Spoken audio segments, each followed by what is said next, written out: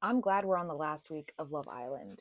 This seems to be the most heavily produced season of Love Island USA of the three seasons I've seen. I've only seen season 6, 7, and 8.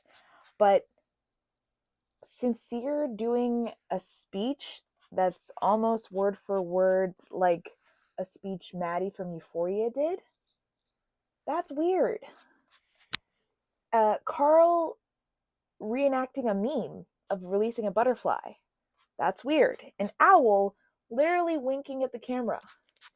Y'all don't find that suspicious? Y'all don't think that's suspicious? Suspicious?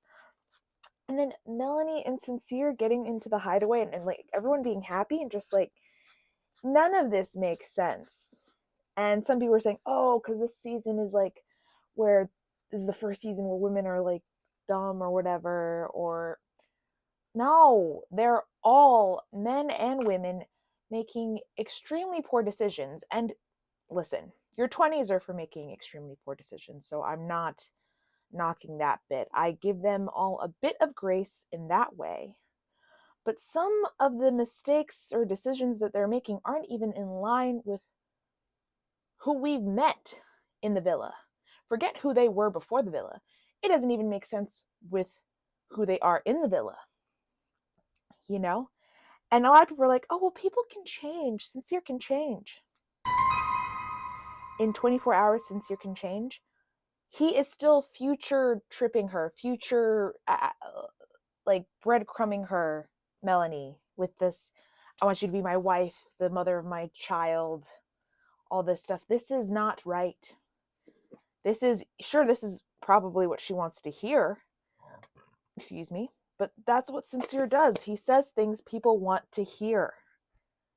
And that's why they are quiet when they find out he's lying to them or they're not as invested in what that means, like Corbin was. Corbin was like, wait a second, y'all, what else is he lying about to us? Think about this.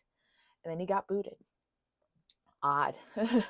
People promoting thought, critical thought, getting booted the next day. It's very, very strange.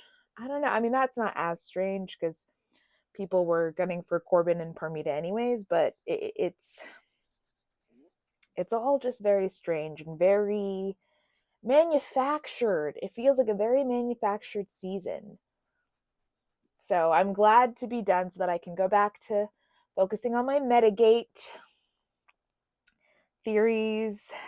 And this is how we're looking today, knowing that we will never vote for Melanie and Sincere.